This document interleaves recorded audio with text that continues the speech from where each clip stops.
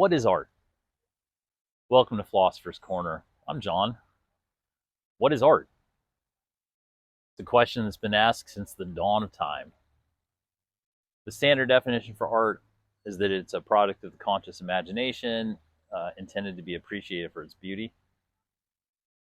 Standard definitions also involve the nature of classifications of the different genres of art, and saying that some skills in life can be so perfected that they rise to the level of being called art. So we're here for the philosophical question of it, an inquiry into art itself. So up front, I'm going to start with, I think art is any conscious expression.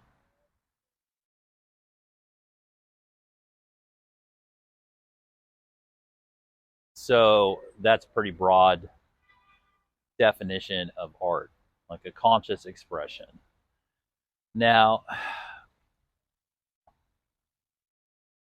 that covers pretty much anything that a person can do consciously. And when I say consciously, I mean, yes, there's a stage in the process where you're aware of the communication, the expression that, in this case, the artist is attempting to make, or that they are making. So it's a state of mind in the form of communication, because to me, so we talked about languages, and language being any form of a system of communication. And to me, art is a language. Art is a system of communication. And the requirement to engage in that language is that the individual, in this case the artist, when they go into their process to express themselves, whatever the genre is, that they enter the state of mind of art. And that state of mind is that they are going to use their self and create an expression that has the intention to be viewed by other humans. Which, of course, brings up the philosophical question. Okay, so if somebody sits down and they decide to express themselves, but their intention is for it to not be seen, is that art? No. So if a person sits down and they write a diary, and their intention is for it to never be seen, it's just a personal diary, is it art? No. Can it be considered art? Of course. Can anything be considered anything if you wrap your mind around it long enough? Yes. But in that case where the person really doesn't want it to be, no. And in that case, if a person's sitting down to write a diary, knowing how life works, can they reasonably expect it to not be seen by other people? Of course, no. That's unreasonable, given the nature of life. But in terms of the state of mind to create art, to say on some level to yourself that this is going to be part of the language of art, that's a state of mind that can necessarily be entered into in order to make art. And it's really maybe the only requirement of art, is that the artist enters the state of mind and they are saying to themselves, this is an expression that I'm going to put into the world, and its intention is to be art, and art being simply an expression put out for the world to look into.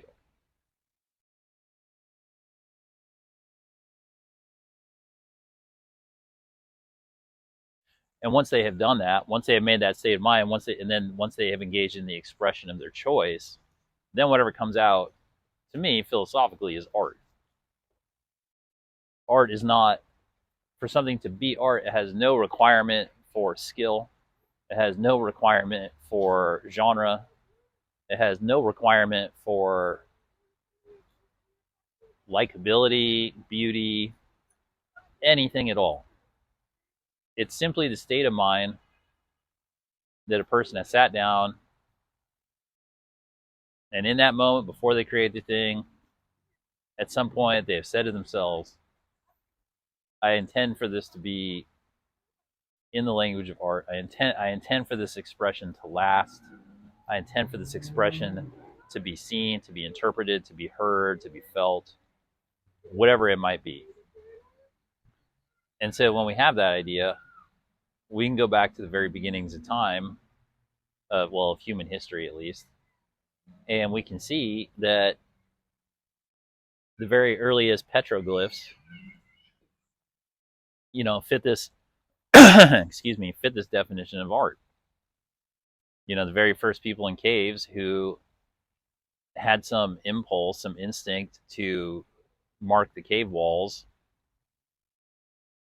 it went beyond any sort of mindless wall markings. You can tell that their intention was for their expression to be seen by others, to communicate information, and to last, because they used different materials on the cave walls that exhibited intelligence in terms of the knowledge of wanting to make their expression last. And they've lasted till this day. And when you look at their particular circumstances, you know that required intelligence, that required intention, and it required skill.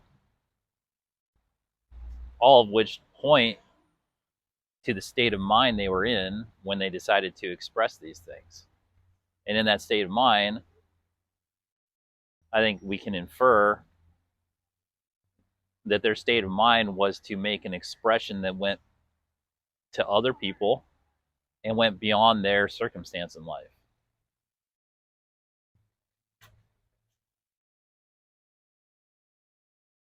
And in that very, very real way of a utility of communication of a type of language called art, it is art. It doesn't matter what it looks like. The aesthetics of art, I understand that, like, philosophically in the modern times or deeper in civilizations, art, the discussion of what is art tends to border on discussion of technique, discussion of aesthetics, discussion of meaning, discussion of intent, all these different things. I believe those are all worthwhile things to engage in order to accept art and to perceive it and dig into it and get to the meaning of it and absorb it fully. But in my opinion, once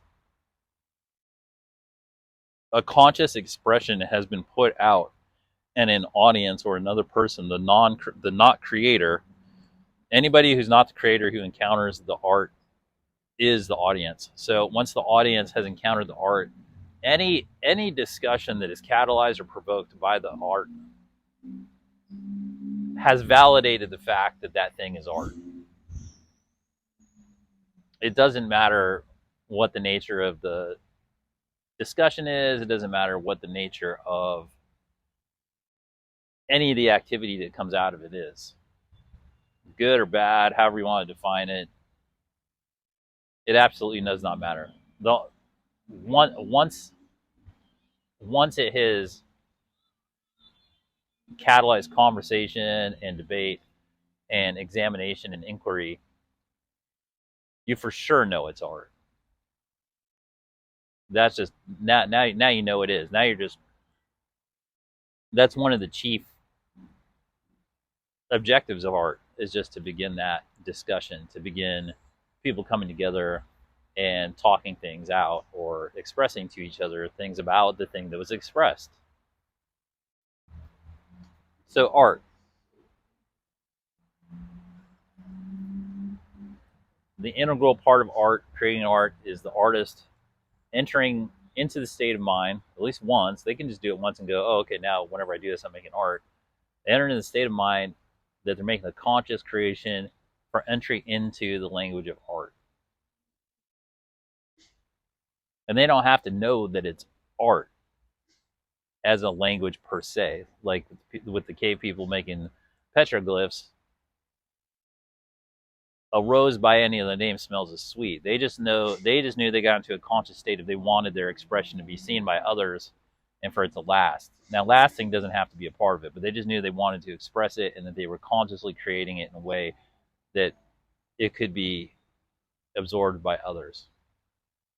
They knew that. It's clear. And that, to me, that's the requirement for it to be art. And now, in the modern day, as we're dealing with all of the different things that have been loaded onto the word art, we sort of have to strip those things off and get back to its actual primal utility, which is as a form of communication and expression to others.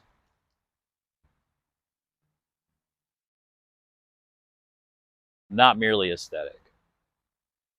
Now, as far as the other parts of art, can people who are super skilled, can their activities rise to a level of art?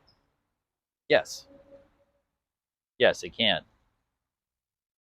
Now, I still believe that in order for that to occur, the person, let's say, it could be, a lot of times they'll say an athlete has become an artist, or, a cook has become an artist, or really anything, right? And I think that's fair if somebody has gotten to the top of they've perfected their craft in a different genre of life, a different occupation. But I do believe that in order to get there, they do have to enter, at some point, they do enter the conscious state of understanding that what they're doing is now being perceived as a conscious expression of their interaction with life. I do believe that that they do meet that definition of art. When people say, "Oh, that person's an artist now," like they see Wayne Gretzky or Michael Jordan or Gordon Ramsay or like whomever, and they go, "Oh, that person now, what they're doing has risen to the." It's so fill in the blank. They're superlatives. It's so brilliant. It's so graceful. It's so elegant. It's so, whatever it is, they're doing a thing. They're doing a thing so that resonates so much with particular principles that the audience resonates with so purely that at a point people start to say, "Oh, well, this is art." And but also that person who's performing it at some point had to have the thought that their actions were rising to a level that it was becoming their chief expression that they needed to last. Their chief expression, it became their language. It became more than their occupation. It became more than the thing that they did. They became consciously aware that this was the thing that was going to express their interaction with life to the world and the thing that would last. And so that meeting point makes it art. It for sure makes it art. And it can be across anything.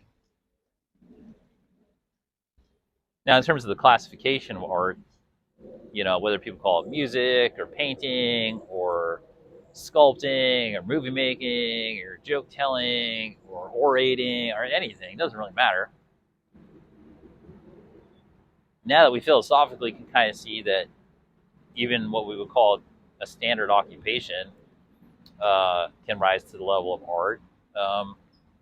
For instance, there's the famous documentary about Jiro Loves Sushi, and he's this famous sushi master in Japan, and he just became absolutely obsessed with perfecting the art of making sushi, and he did.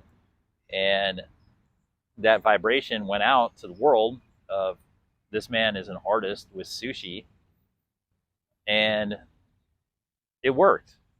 But typically, that's not an expression that one would typically associate with art or an art genre. There's no art genre that says, sushi chef. But when you watch a documentary and you see how he consciously expresses himself through every part of the process and what the results are and the effects are, and then a secondary and tertiary effect being the fact that the documentary was made about it. The documentary was only made because he had risen to the level of conscious expression that we call art. Now, whether or not other people, fully agree, they go, "Oh, well, that's not art. That's just a guy who makes sushi really well." That's because those people typically, they think that the modern version of the word art only applies. Oh, it's got to be in a frame, it's got to be a song, it's got to be this, it's got to be that. Philosophically, the man has risen to a conscious expression of his a conscious imaginative expression that he's putting into the world. And he's doing it through sushi and through his actions. Right? So we have art as a more just expressive, a purely expressive means. We have art that can be reached through normal occupations and normal activities, but done to such a conscious and skilled degree that it becomes the expression the person is putting into the world. And then we have the categorizations as such, which categorizations come and go. Philosophically speaking, categorizations, they're perishable. Some remain, but many don't. And they're helpful for collating information in the mind, but they're not necessarily the end-all, be-all of particular subjects, as we found out. And as you'll find out as you think about things and keep track of things in your mind as life goes, you'll see things come and go, especially categorizations.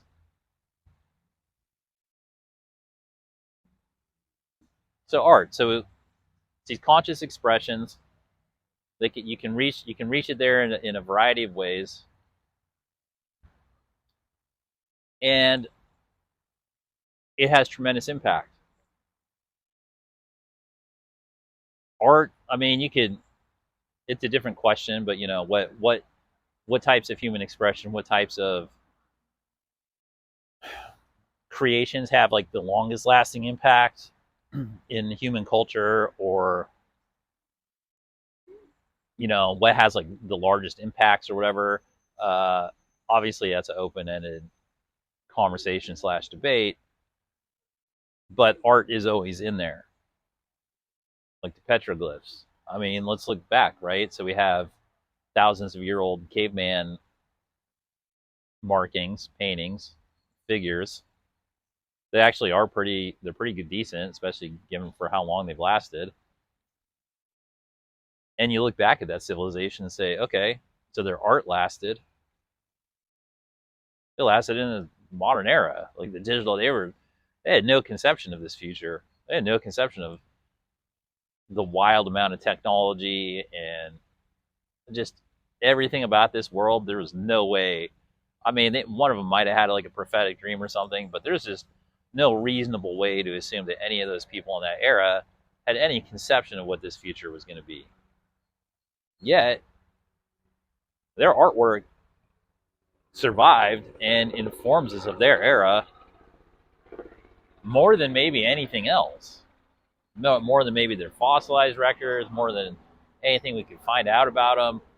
And it's just really some simple scrawlings on a cave wall that they entered into a conscious state for whatever reason. We'll never know why they did it. We'll never know why, like, what was really, ticking in their head while they're doing all their survival stuff. And then somebody's like, hey, I just have this huge impulse to like go in the cave and make representational markings of what's going on here in the cave.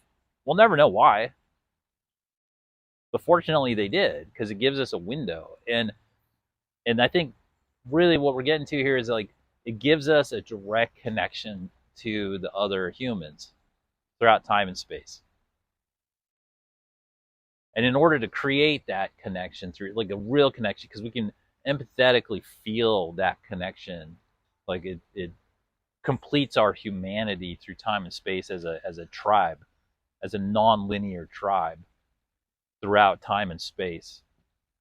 And we can feel the humanity in it. because they entered into that mental state where they intended for it to go on. And they hadn't, dude, there's no way they could have known how it was going to go. There's just no way. So, but isn't that like what we are? How do we know? We don't know. So to enter into that conscious imaginative state, it's a state of unknowing, but it's a state of trust. It's a state of communication. It's arguably one of the most human states we can be in because everything comes together there.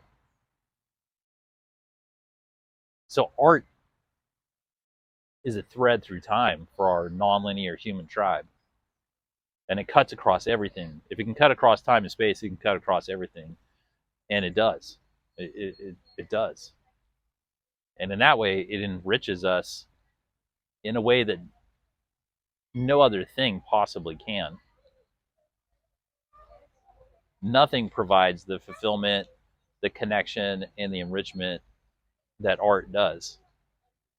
And it's fundamental to the human experience. It's fundamental to human expression. It's fundamental to human reception. And we need it.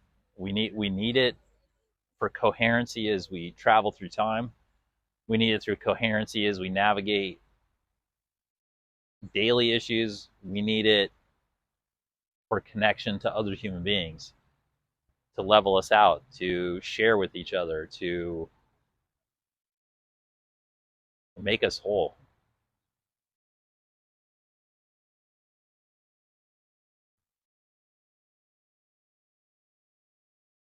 And in that way, we can see how petty modern day critiques of art are. And we can see how attempting to nitpick art is really, it's like taking dogs to the dog show. Like, you love your dog. Don't worry about what the judge says at the dog show. Like, dogs are important. Like, art is important because it's not an aesthetic. It's not an optional part of the human experience. It's not some extra part that just got thrown in there. It's a real language. It's very human. And it keeps us free. It keeps us sane. It keeps us truthful. It keeps us honest. It does so many things. Art does so many things for the experience of life. And it's so valuable because it preserves our true expressions and our true nature throughout time and space.